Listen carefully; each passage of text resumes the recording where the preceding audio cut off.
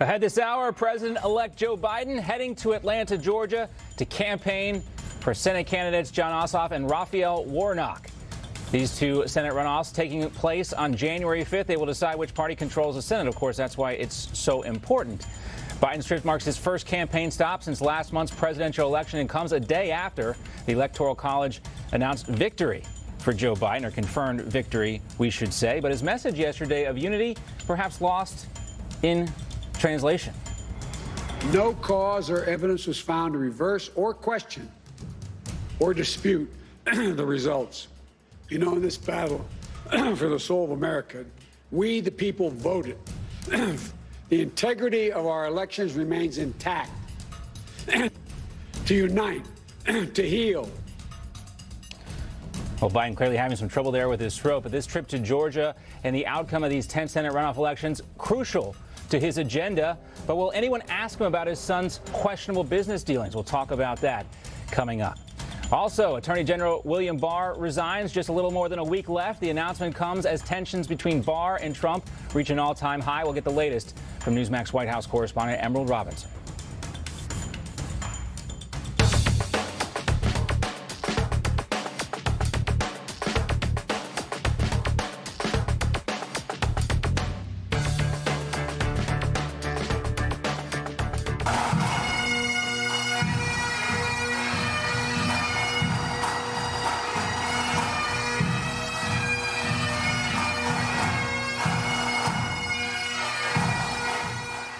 All right, a little memory from Bill Barr's tenure there playing the bagpipes. That should have said his swan song, perhaps. Hello and welcome. Noon here on the East Coast, 9 a.m. on the West Coast. John Bachman, thanks so much for joining us on this Tuesday, December 15th. The Attorney General will be on the job just one more week. He was there playing Scotland the Brave alongside the NYPD at the Emerald Society's conference, or they were with the Emerald Society there at the U.S. Attorney's National Conference last summer. But more importantly, here's what Barr said yesterday, issuing this letter resigning. President Trump tweeting about it as well. He says that Barr will be leaving his post to spend time with his family over the holidays. Barr, of course, has been a strong defender, an ally of the president's, according to some. But there has also been some tension in recent week between the president and the Attorney General. Two issues come to mind, the issues with Hunter Biden, also with election fraud. And let's get more on Barr's future and welcome in Newsmax White House correspondent Emerald Robinson. I guess the future is a big question mark, Emerald, but, you know, Bill Barr leaving here, the letter said a lot of great things about President Trump, but I would imagine that's not the whole story, is it? Now, you know, I wonder, speaking of his future, will he play his bagpipes on the way out of the DOJ on December 23rd as he leaves? No, you know, the president has had some good things in the past to say about his attorney general, but clearly since the election, he'd been less happy with his performance, having felt like a lot of deliverables haven't come to fruition. But in that tweet when he announced the resignation of Bill Barr, he did say, give a polite firing, is how one administration official put it to me, saying, quote, just had a very nice meeting with Attorney General Bill Barr at the White House. Our relationship has been a very good one. He has done an outstanding job, and as per the letter, Bill Barr will be leaving just before Christmas to spend time with his family. Now, in the last couple of days, the president has said he was disappointed with his attorney general once news broke from the Wall Street Journal that Barr had actually known about the probe into Hunter Biden's finances and possible tax issues early on in the spring, so well before the election, but had not disclosed that information. The president had also become somewhat upset with his attorney general for comments he made in regards to election fraud, saying that he'd not really seen any evidence of widespread election fraud. However, in that letter, interestingly, that he submitted for his resignation, Barr did say that I appreciate the opportunity to update you this afternoon on the department's review of voter fraud allegations in the 2020 election and how these allegations will continue to be pursued, suggesting that there is something in the works in regards to investigating voter fraud. But now the president's lawyer, Rudy Giuliani, has been very skeptical and voiced these skepticisms over what he's seeing in the DOJ, saying that they haven't even investigated or interrogated one witness. Also, there's the Russia investigation the president hasn't been happy with Barr's performance on. I'd actually asked the president about that several times and if he had confidence in what Barr was doing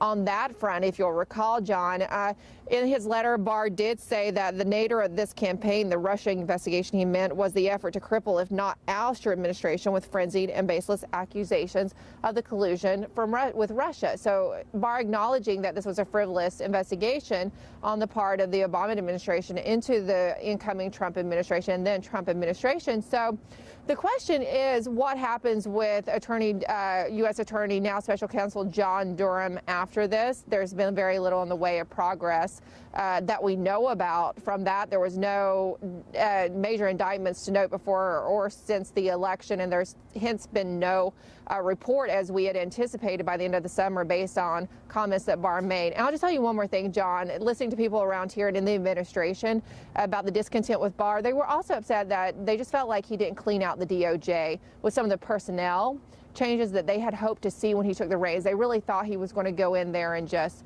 totally change the lay of the land.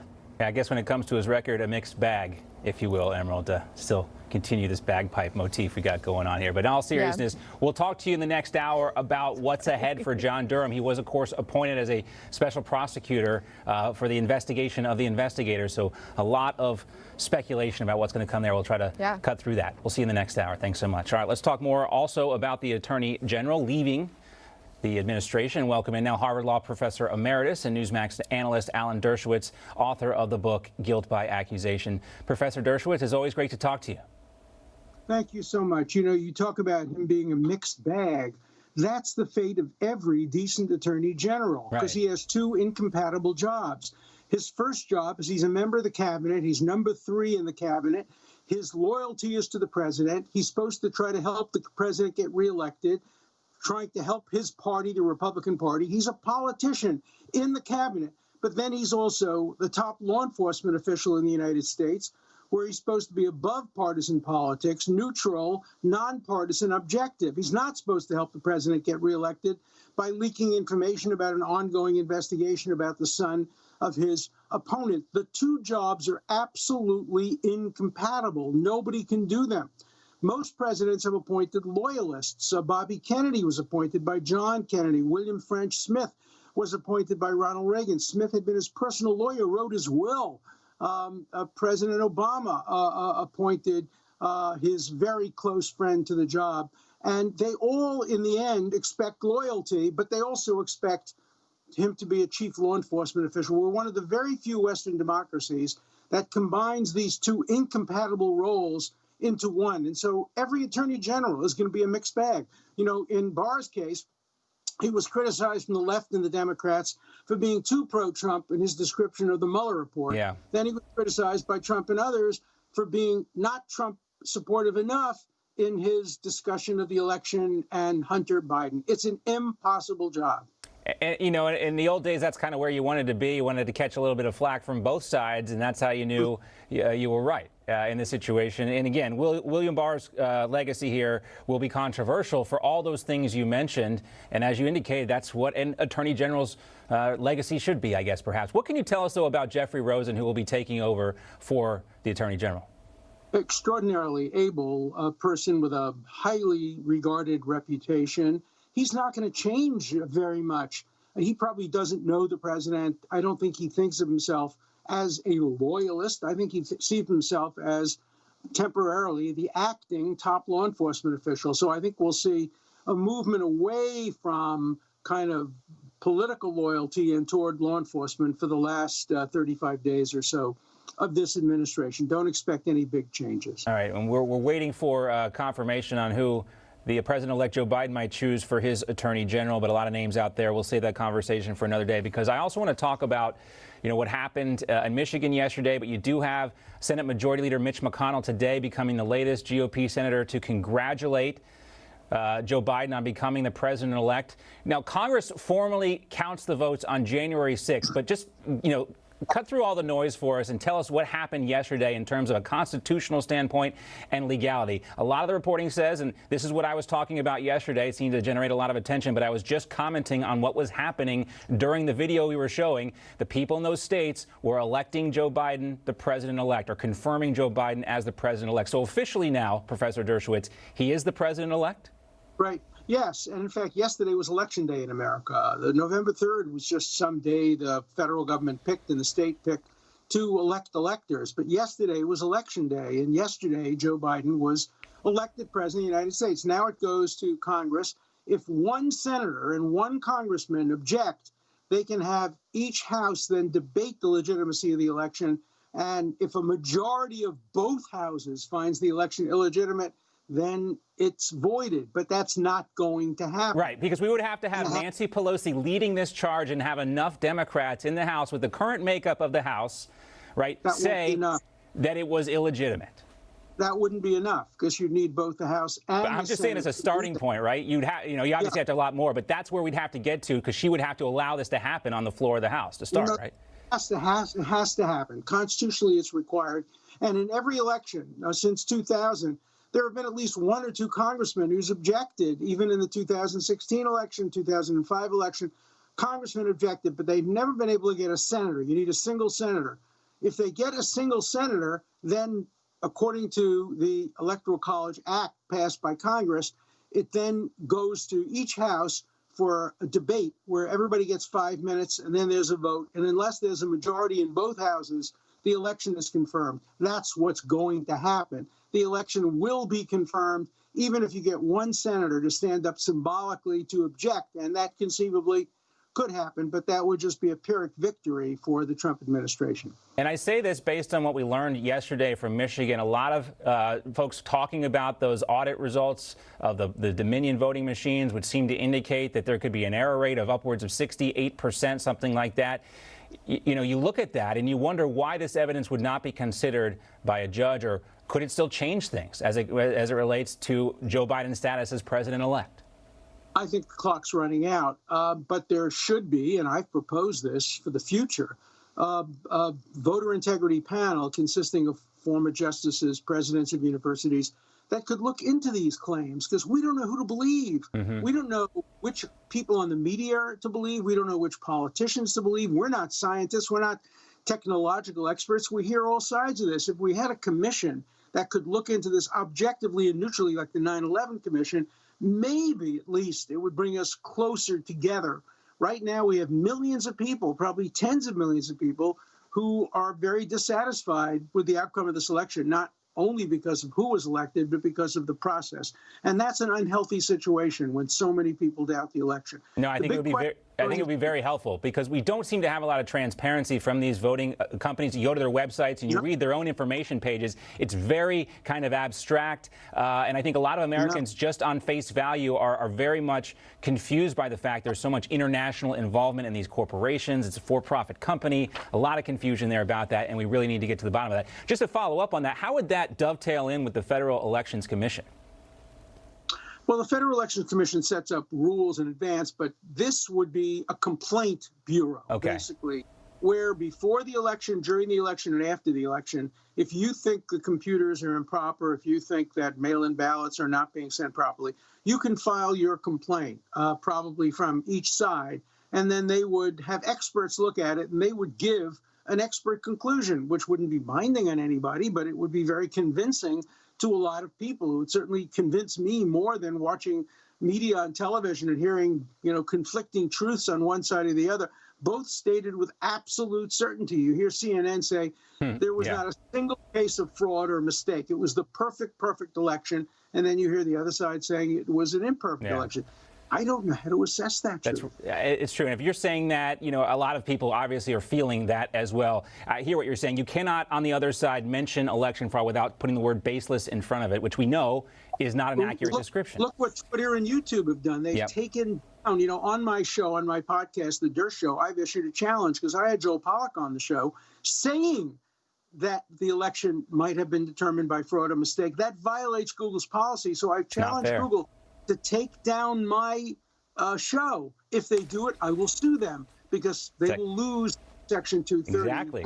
Section 230. Using the laws, what they're actually intended to do. It seems like a novel concept nowadays, Professor Dershowitz, but you always remind us that's what they're for, these laws. We should use them or get rid of them. Great to see you as always. Thanks so much. Thank you. All right. We want to hear from you as well. Do you think President Trump should concede to Joe Biden after the Electoral College has voted? You heard Professor Dershowitz say yesterday was Election Day. It's now a constitutional thing. He's saying it. I'm not saying it. The Electoral College is saying it. But we want to hear what you think. Yes or no, text the word poll to 39747. That's the word poll. Text it now to 39747. Let your voice be heard. Again, Joe Biden back on the campaign trail ahead of these crucial Georgia runoff Senate races. We'll talk about that next, and his message of unity. Is everyone buying it?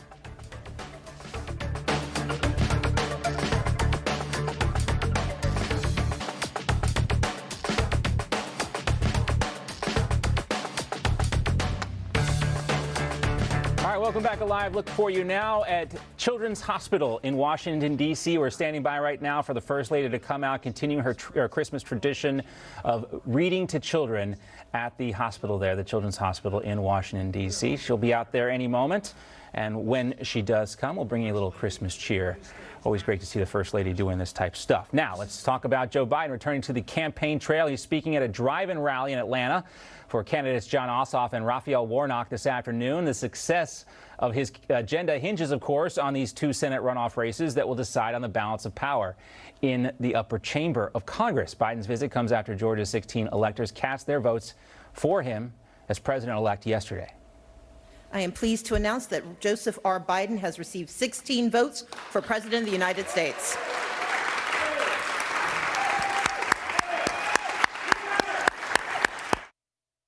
Stacey Abrams, of course, all smiles, big claps there, presiding over the vote, even though she's not actively serving in the Georgia State House. She has been leading the Get Out the Vote efforts in Georgia. Abrams says there are more than 1 million absentee ballots already requested by Democrats and believes they are in a good place to win these two runoff races come January. Let's welcome in now the co-founder of Tea Party Patriots, Jenny Beth Martin. Also back with us, Newsmax contributor and president of the Reagan Legacy Foundation, Michael Reagan. You can check out his latest column on Newsmax.com. It's called There's No Escape from L.A. Despite what that movie told you once upon a time, Michael Reagan says he's stuck in L.A. So we'll talk about that in a little bit. But I want to talk about Joe Biden. He was in Delaware yesterday. He did not look well, Jenny Beth, talking about trying to unify the country. A little bit lost in translation here, especially when you look at what's happening in Georgia. He, of course, is going there. He'll probably talk more about unity. But we're also finding out this week that you got members of the squad, Ilhan Omar, Rashida Tlaib, going down there as well. And Jenny, it's been a long time since I lived in Georgia, about 15 years. But it's hard for me to imagine that those folks are actually going to unify Georgia voters. No, I don't think that they can unify Georgia voters, but I think it shows just how extreme Warnock and Ossoff are. Ossoff has welcomed the endorsement of socialist Bernie Sanders, and Warnock applauded when Fidel Castro spoke at his church. So welcoming two more socialists to Georgia is right up their alley. The values that Warnock and Ossoff have are not in line with Georgia, and they certainly are not good for America. So I think that it winds up showing more of how radical and extreme their agenda is, rather than showing that they are moderates and that they can unify America. We got 1.2 million absentee ballots requested, Michael, in the state of Georgia for this Senate runoff. And you've got a lot of people in Georgia saying, look, this is rigged. There's nothing that can change the outcome here. But Republican voters have got to show up at the ballots if they hope to win. Oh, absolutely right. If they don't show up, they really have nobody to blame but themselves for losing the Senate of the United States. This is an all-important election. We have to forget what happened on November 3rd at this point. It's over. Joe Biden is going to be sworn in on January 20th. Get over it and go out and make sure you show up and you vote on January 5th. It's the most important election of your time at this moment in Georgia.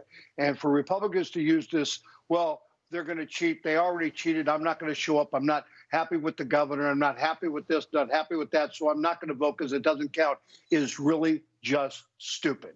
And we're seeing the First Lady down in the right-hand corner I guess the left-hand corner of your screen, depending on which way you're looking at it. She is there reading right now. We'll check back in on that in a second. But I wanted to talk about one more thing with Jenny Beth and Michael before we go to the First Lady, and that's what's happening in California. We got a recall effort now for Governor Gavin Newsom there. It's gaining momentum. Organizers say they've collected more than a half of the nearly 1.5 million petition signatures they need to recall the California governor. I've been talking about this for a long time, Jenny Beth, that eventually there's going to be pushback. Even if they're not going to elect these folks, there is going to be pushback for Democrats who push these lockdown measures. And that's what I think we're seeing here with this recall effort against Gavin Newsom. That is very true, but it's not just the fact that they have had extreme lockdown measures. It's the fact that they have rules for thee, but not for me. Exactly. He creates this rule, says you can't have Thanksgiving with your family, you can't be in groups of more than 6 for indoor dining, and then he goes out and eats at one of the most expensive restaurants in the entire world with a large group of people, including doctors, which I know a bunch of doctors in California who were so offended by that because they understand the lockdowns are not healthy themselves, and to see the governor and violating his own rules and eating with doctors was very offensive. So hearing that there's a recall effort going on does not surprise me. You can't act that elitist and think you're going to get away with it. And when it comes to some of these governors, specifically Governor Newsom and Governor Cuomo, Michael, who's also on a not popular list, they seem to be very unpopular in their home states with their own constituencies, but you still hear their names talked about as they have, bright futures in national politics. And I don't understand why that is. Well, one of the issues is that Republicans haven't come up with someone who's better than the person that's actually in office, like here in California. And that's a problem. So who's going to be the person who's going to replace Gavin Newsom, as governor?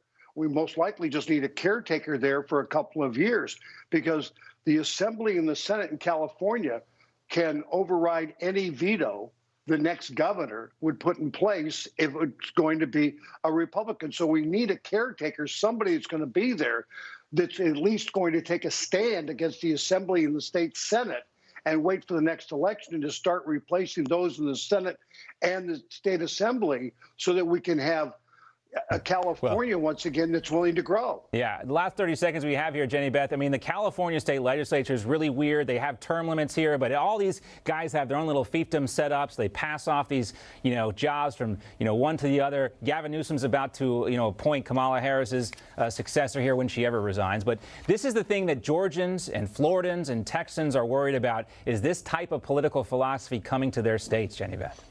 Well, it's very concerning. It's certainly what Georgians are worried about, and it's why we know we've got to go out and vote on January 5th.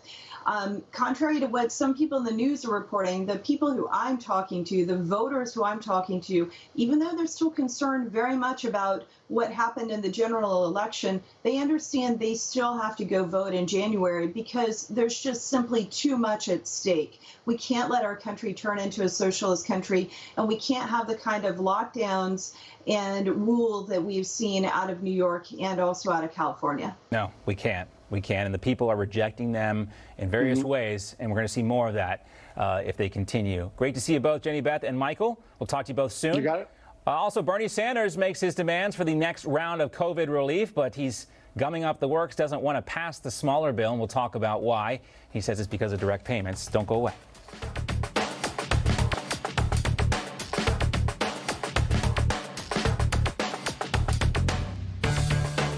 Welcome back. The First Lady, as we told you, reading now at the Children's Hospital in Washington, D.C. Let's listen in as she reads.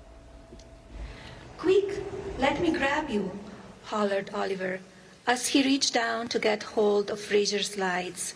Just in time, Oliver saved the day by catching his friends right before they were about to be dumped into the garbage truck.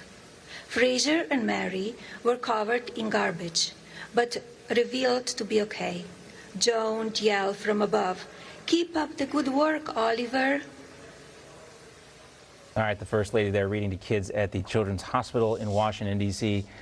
I'm trying to figure out the title of that book, Oliver. I don't know, I'll look into it, but there you go.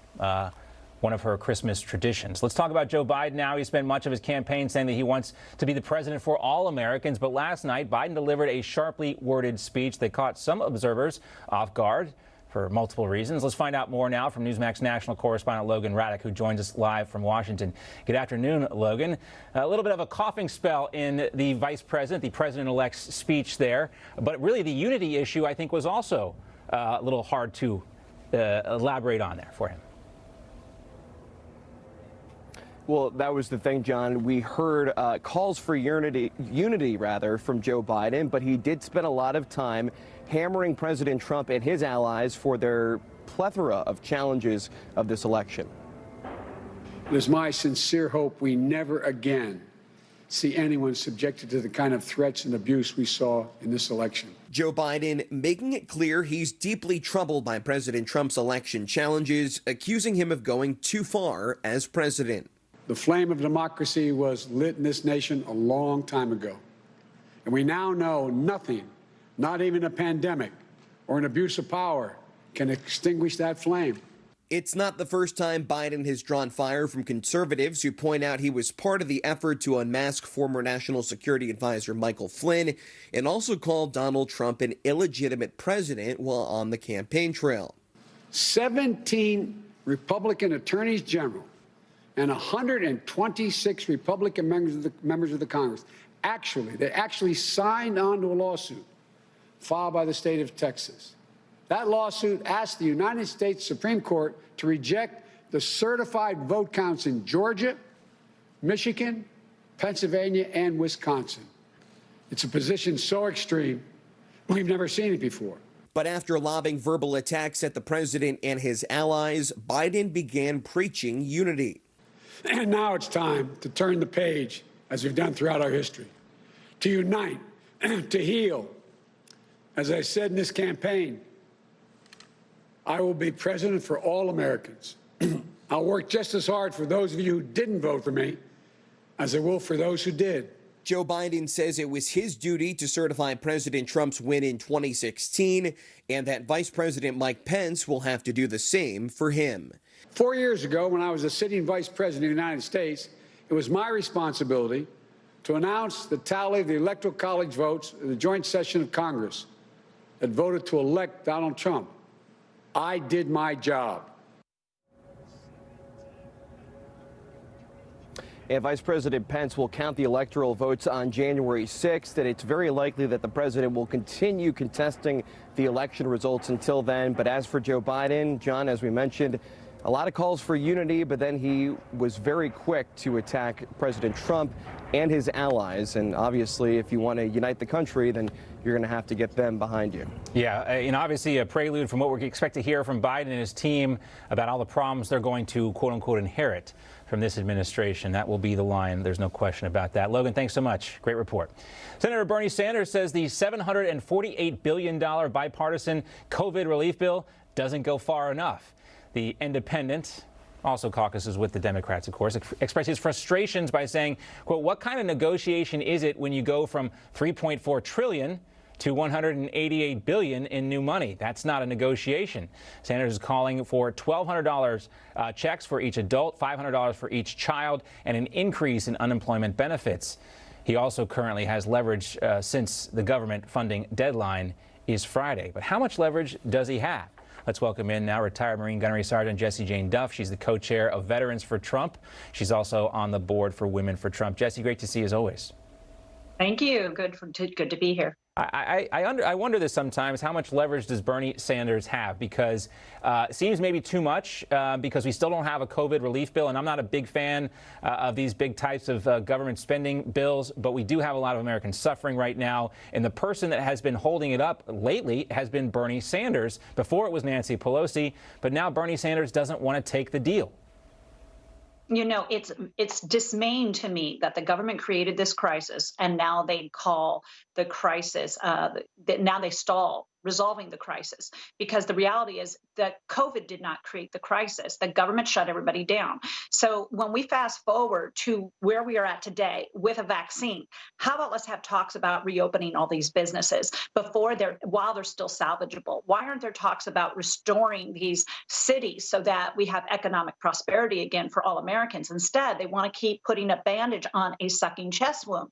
And you can't keep buying your way out of this. It only creates national additional debt. It creates a problem for all the taxpayers out there, and it can cause economic collapse. So instead of addressing the real problem, when you look at New York, California, and other states that are suffocating businesses and their capacity to be able to go out there and work, then why are we just trying to placate people with a $1,200 check? That's not going to solve the problem. It's going to be very temporary. Well, I think what is abrasive, and for a lot of Republicans out there, especially people who see what happens in Florida, the governor there decisively deciding not to shut the state down. They have not suffered the same kind of deaths or hospitalization rates or even caseload that New York has, where New York, of course, deciding to shut things down. And I know we're not necessarily comparing apples and oranges, but the people of Florida are saying, look, we didn't shut down. We're still working. We're still paying taxes. So why should our hard-earned money go to support a state like New York that hasn't delivered better results in terms of managing the pandemic, and yet they're still shutting things down? That's the kind of debate that I think a lot of people are having. You don't hear that conversation as much in Washington. Exactly. And in Washington, D.C. is the same thing. The city itself has suffocated many of these businesses. The restrictions that have been placed upon them. When you go into the outskirts of the D.C., Maryland, Virginia area, restaurants are having to close early. They act as if this virus just stops performing after 10 o'clock. Not being able to drink alcohol seems to be the remedy, but yet the stores for liquor are staying open. There is no science behind what they're doing because they leave some things open and close other things, which all you're doing is impacting great Americans. California has 40 million people in the population, and when they hit a spike, they shut everything down again, yet the percentage of death in the state where I'm at right now is very, very small. But you have to look at, in comparison to the population, I should say, when you look at this virus, it spikes and then it drops very rapidly. You see in Switzerland where they don't have restrictions, spikes and drops, where you see in Italy the same spikes and drops where they have massive restrictions. So my question would be to Bernie Sanders, are the restrictions working or they're not? Because if they're not working, why are we still doing them? Well, they're not going to work. They're not going to work when you have people like the governor of California not adhering to their own rules. When they go out to dinner the night before they put the restrictions in place, whether they work or not, that's not what people are going to hear. And this is about human nature, a fight for survival, and really just a fight to be, normal, have community with our fellow humans. That's what this is really about at the end of the day. Jesse, thanks so much. We'll have you back in our next hour to discuss Portland Mayor Ted Wheeler now apologizing for violating the rights of those autonomous zone folks out there after he said he was going to do everything within his legal means to stop it. You see who has the leverage here. It's the far left. All right, coming up, Dr. Fauci now changing his prediction when Americans can get their COVID-19 vaccines again. He said to get to this point even was going to be a miracle. So what happened? We'll talk about that next.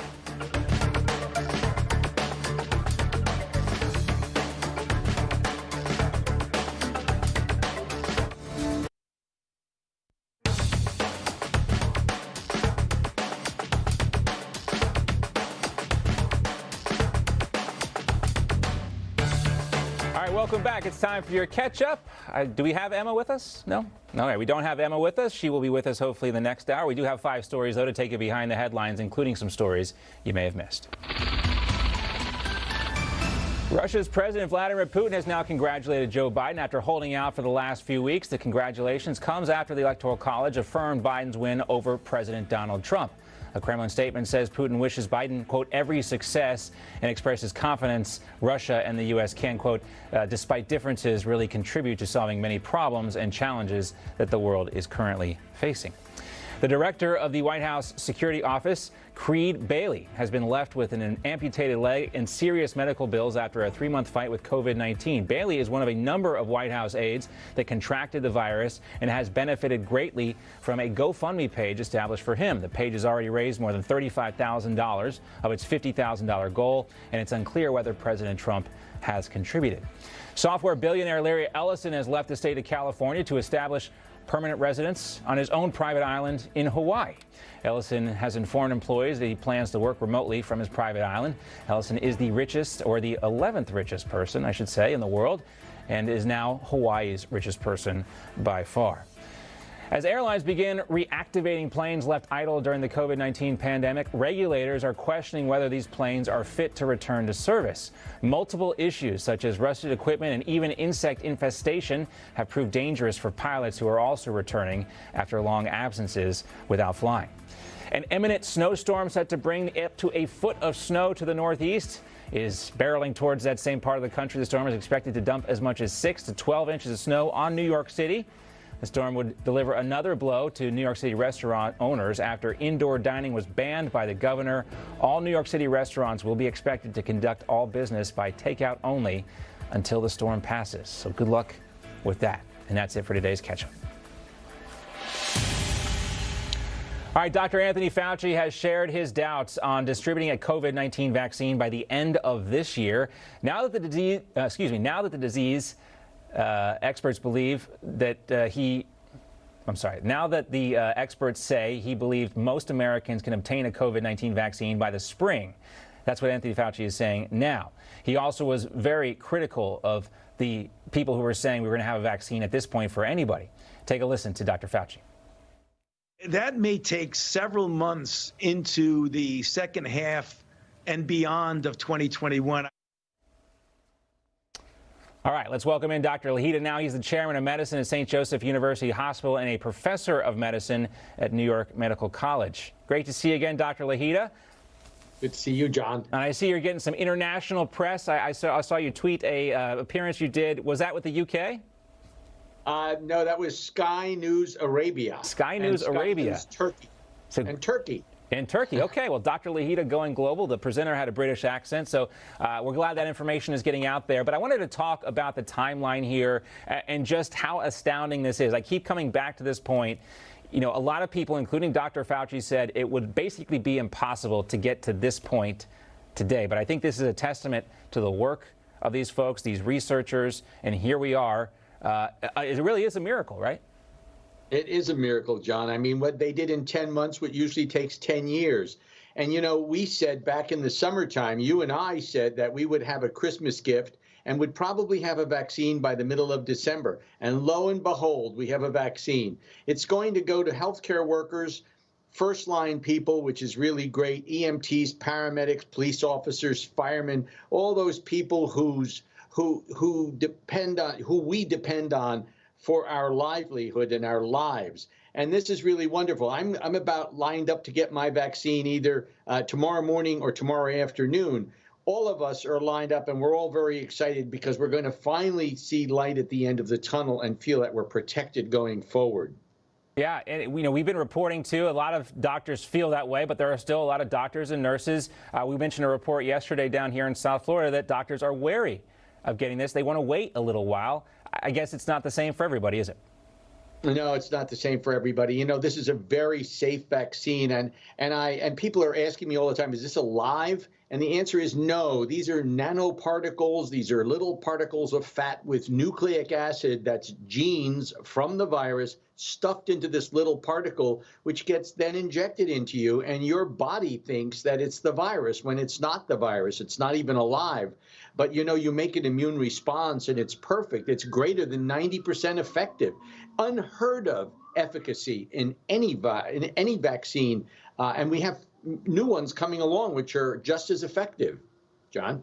Yeah, this technology is really interesting stuff, and I'll be honest with you, my caveman brain doesn't quite understand it. I've learned more about messenger RNA than I have ever learned in my life. Of course, I didn't take AP biology or anything either, but a little secret into my life. Dr. Lahita, we leave that stuff for the experts like you. We'll see you again coming up. Thanks so much for your information. We're going to talk, too, about some of the other concerns about this, including a report out of Australia about false positive for AIDS tests associated with a different vaccine and why those types of stories you need to be aware of, but not too concerned about. So stand by for that. Right. All right. Also coming up, democracy activist Jimmy Lai has been denied bail in Hong Kong. We'll talk about why this story is so important and what it tells us about China's plans for the rest of the world. Don't go away.